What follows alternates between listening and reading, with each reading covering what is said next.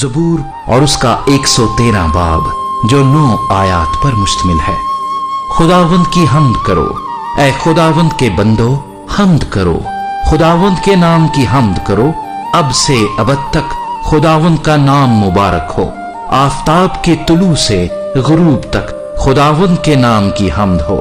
خداوند سب قوموں پر بلند و بالا ہے، اس کا جلال آسمان سے برتر ہے۔ خداوند ہمارے خدا کی مانند کون ہے جو عالم بالا پر تخت نشین ہے، جو فروتنی سے آسمان و زمین پر نظر کرتا ہے۔